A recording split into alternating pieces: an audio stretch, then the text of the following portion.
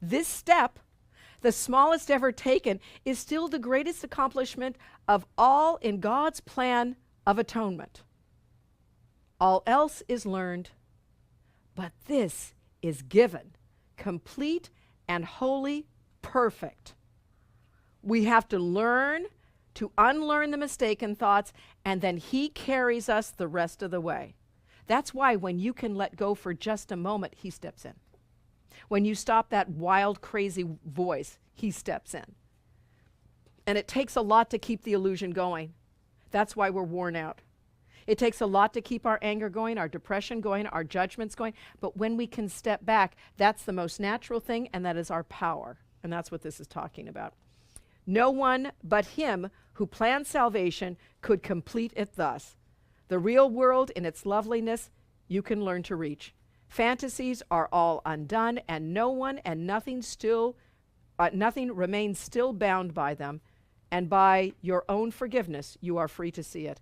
Yet what you see is only, here's a powerful one, it's exactly the same thing. What you see is only what you made in this world.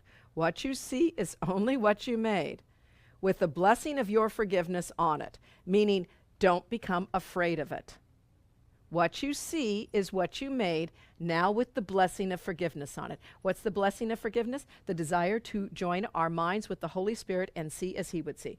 The desire to experience Christ's vision in this circumstance and situation and see as he would see. And he's going to look at all those people and those circumstances, and he's going to see the extensions of love and the calls for love. And that's what he's going to clarify for us. That's his purpose. And with this final blessing on God's Son, of God's Son upon himself, the real perception, born of a new perspective he has learned, has served its purpose. And so once you see this real perspective, that's what forgiveness is. Forgiveness is an illusion too. It's just a darn good one. It's the one that leads us to truth. So forgiveness, and again, it's not when somebody does something wrong to you. Forgiveness is a willingness to see through the eyes of love, to focus on the love in every circumstance, to see the extensions of love and the calls for love. Even in people you don't have a judgment against. You know, that you don't think you've got a judgment against, I probably should say. But if we do not feel connected with someone, we really pretty much have a judgment against them. So there's probably not many people on this earth that we don't have a judgment against, because we see separation between us. And therefore, we have to ask to share our vision with the Holy Spirit, with Christ.